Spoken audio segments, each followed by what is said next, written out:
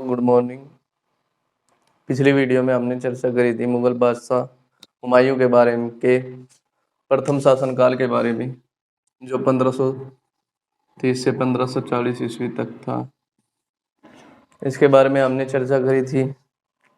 1540 ईस्वी में जब कन्नौज के बिलग्राम के युद्ध में शेरशाह से पराजित होने के बाद हुमायूं दर बदर की ठोकरें खाता रहा, तो वह सिंध पहुंचा।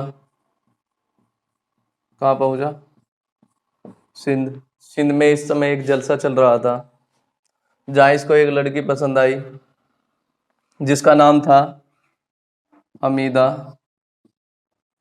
बानो बेगम।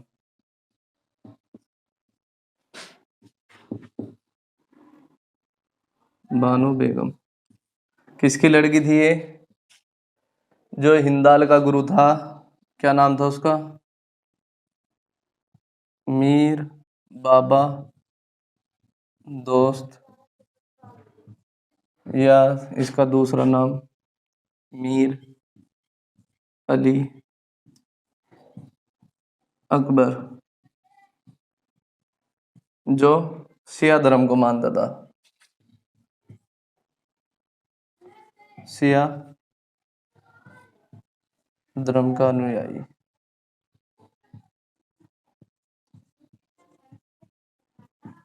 इसका मतलब हमीदा बानो बेगम भी शिया थी।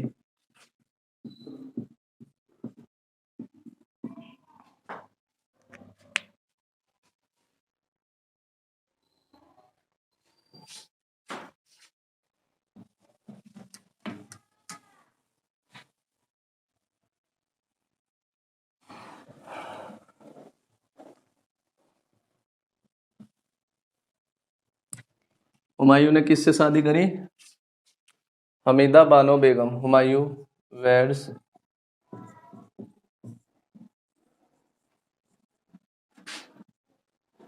हमीदा बानो बेगम 1541 ईस्वी।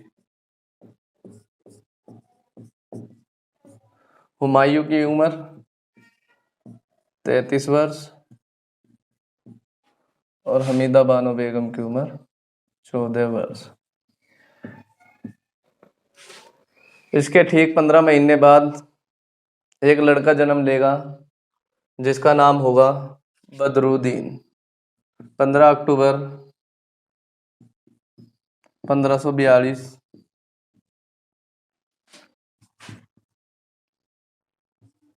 बदरुद्दीन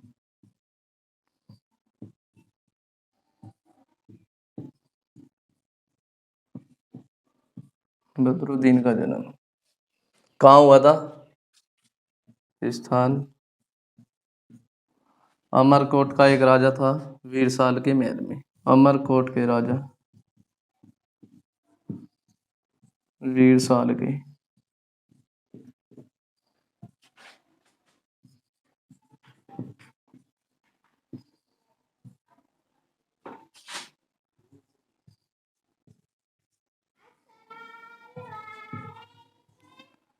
जब इसका जन्म हुआ तो हुमायूं एक युद्ध में बिजी था, व्यस्त था। तो इसके एक सैनिक ने, जिसका नाम शेख रहमान था, उसने आगे बताया कि हमीदा बानो बेगम को लड़का हुआ है। हुमायूं उस टाइम इतना गरीब था, उसको सैनिकों में बांटने के लिए कुछ भी नहीं था, तो उसने कस्तूरी मंगवाई। क्या मंगवाई? कस्तूरी। कस्तूरी एक सुगंधित पदार्थ होता है।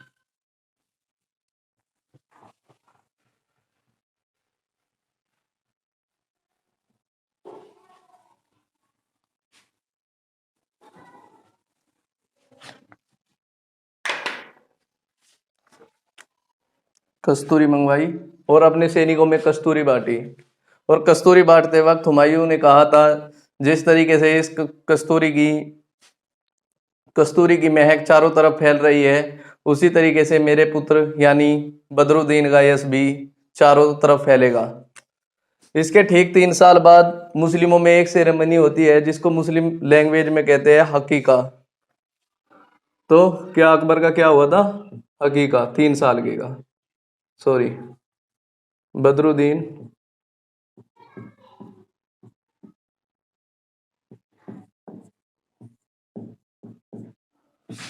का।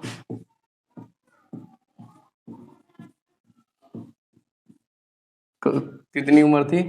3 वर्ष। और इसका नाम क्या हो गया? जलालुद्दीन।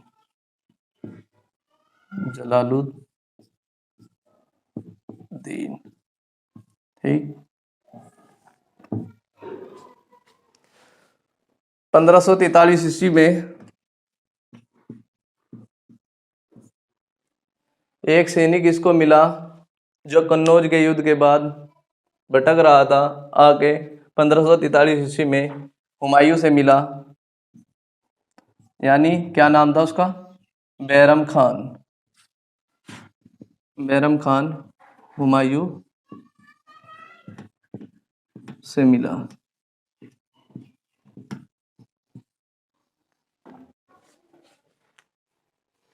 हुमायूं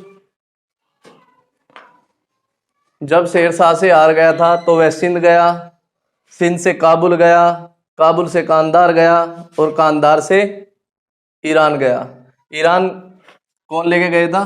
बैरम खान। और किसके पास लेके गए था? शाह तमशक।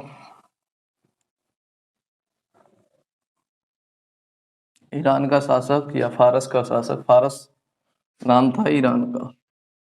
क्या नाम था? ईरान का शासक शाह तमशक।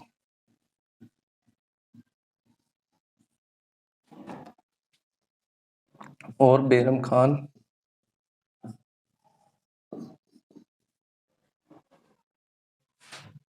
ये दोनों किस धर्म को फॉलो करते थे?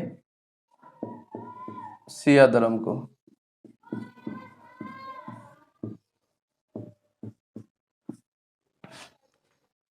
जब हुमायूं ईरान पहुंचा शाह तमशक के पास, तो हुमायूं ने कौन सा धर्म स्वीकार कर लिया? हुमायूं ने शिया धर्म को स्वीकार कर लिया।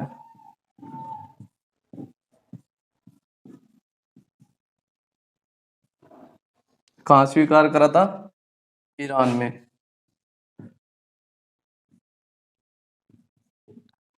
अब तक जो हुमायूं सुन्नी था वह शाह तमशक के और बैरम खान के संपर्क में आने के कारण शिया धर्म को स्वीकार कर लिया।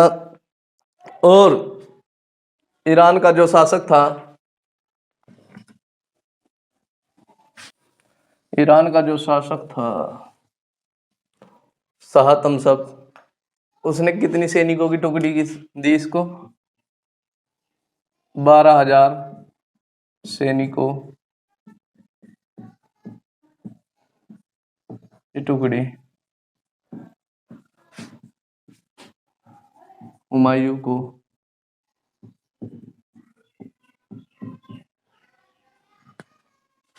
फारस के शासक या ईरान के शासक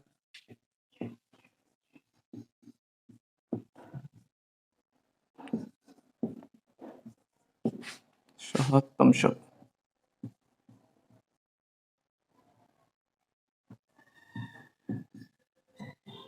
किस शर्त पे दी? कि कांधार उसको मिल जाए। जो कांधार किसके कंट्रोल में था? अस्करी के कंट्रोल में था। और जब ये 12,000 की सैनिकों की टुकड़ी हुमायूं को मिली तो हुमायूं ने उसके सामने कहा था कि कांधार आपको मिल जाएगा और मैं भारत में या हिंदुस्तान में जाकर शिया धर्म को स्थापित करूंगा, शिया धर्म की एक बड़े स्तर पर स्थापना करूंगा। यह कह के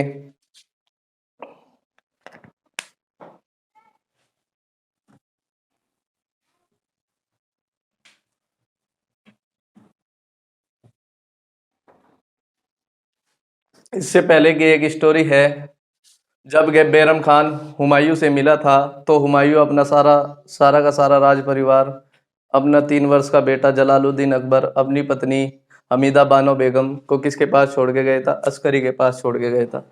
अस्करी ने उनको कामरान के किले में भेज दिया।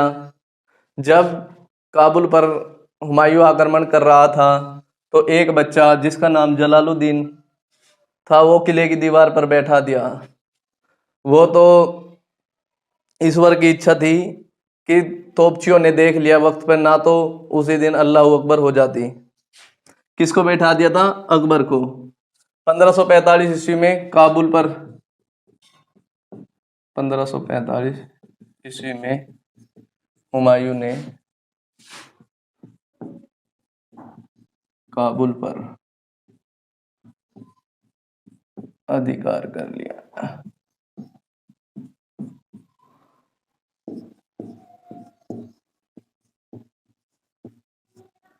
इससे पहले इसने कांधार को जीता था अस्करी को हराकर। अस्करी को भी इसने मक्का जाने की इजाजत दी थी, जहां एक रूम नामक स्थान पड़ता है, वहां उसकी हत्या कर दी। इसके बाद हुमायूं ने कामरान को भी मक्का जाने की इजाजत दी, उसकी भी बीच रास्ते में ही हत्या कर दी। अब हम आगे चलते हैं।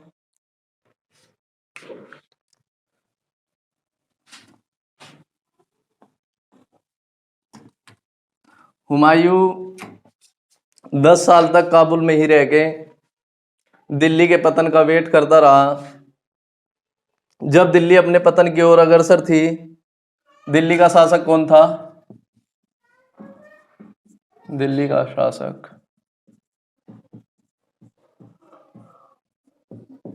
सिकंदर सूर।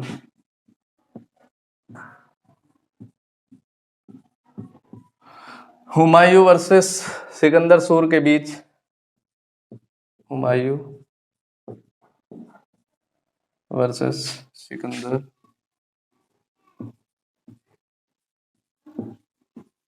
सूर के बीच एक युद्ध लड़ा गया, सरहिंद का युद्ध। सरहिंद कहाँ पड़ेगा? It is somewhere in Punjab. Sirhind का युद्ध कब लड़ा गया? 1554 या 55। इसमें आपको ऑप्शन में ये भी मिल सकता है कि सरहिंद का युद्ध किसके बीच लड़ा गया? हुमायूं वर्सेस सिकंदर सूर। ऑप्शन में ये भी मिल सकता है बैरम खान वर्सेस तातर खान। तातर खान जो सेनापति था सिकंदर सूर का, और Bairam Khan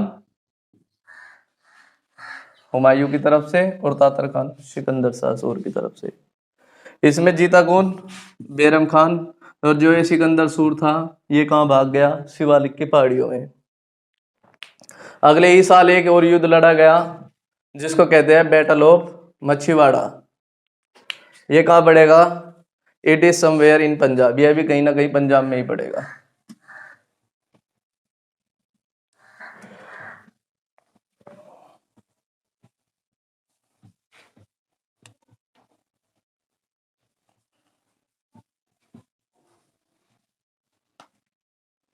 battle of मछीवाड़ा।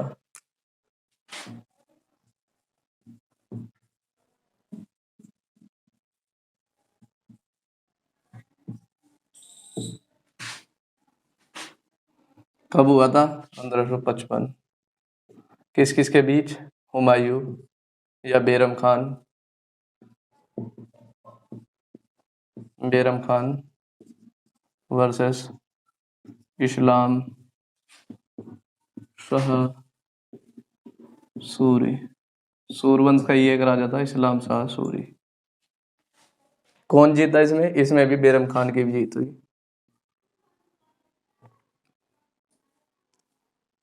Winner Bairam Khan.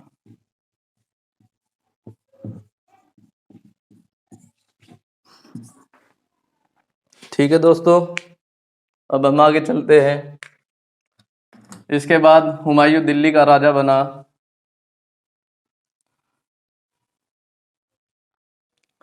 लेकिन दिल्ली का राजा बनने के बाद ही अपनी जीत का उपभोग ज्यादा दिन तक नहीं कर सका, और इसने दिल्ली में ही एक जगह दीनपना नामक स्थान पर एक लाइब्रेरी, कौन से स्थान पर? दीनपना। पेपर में आ सकता है दीनपना, किस जगह की स्थापना करी? दीनपना। दीनपना में एक लाइब्रेरी, पुस्तकालय, शेर मंडल शेर मंडल। एक दिन जब यह शेर मंडल पुस्तकालय की सीढ़ियों से उतर रहा था तो इसका पैर फिसल जाने के कारण ये नीचे गिरा और इसकी खोपड़ी, जैसे कि ये खोपड़ी होती है,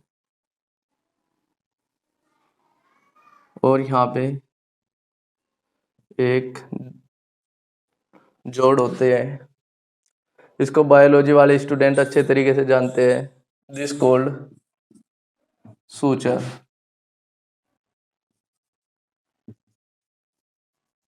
सूचर, जिस आदमी के एक बार सूचर फट गए उसको बचाना मुश्किल होता है, इसलिए ट्रैफिक रूल में भी आता है कि जब भी हम बाइक की ड्राइविंग करें तो हेलमेट जरूर पहने। ठीक। इतिहासकार बताते हैं कि जब यह शेर मंडल की सीढ़ियों से उतर रहा था तभी अजान की आवाज हुई। इसने उस वक्त अफीम खाई हुई थी, इसलिए उसने सोचा कि मस्जिद तक तो जाना मुश्किल है, इसलिए यहीं पर झुक ले। जैसे ही वह झुका और उसका पैर फिसला और लुढ़क कर उसकी खोपड़ियों के सूचर फट गए, जिसके 2 दिन बाद, यह घटना कब घटी थी? 24 जनवरी, जिस दिन यूं गिरा था 24 जनवरी 1556। इसके ठीक 2 दिन बाद 26 जनवरी 1556 में इसकी मृत्यु हो गई।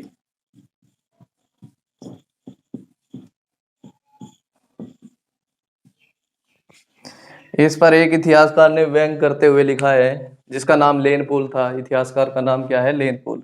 उसने लिखा है कि हुमायूं जीवन भर लड़खड़ाता रहा और लड़खड़ाकर ही उसकी मौत हो गई। अब हम बात करते हैं Humayun defeated by Sher Shah and he went to Sindh, Kabul, Kandahar and Iran, and he back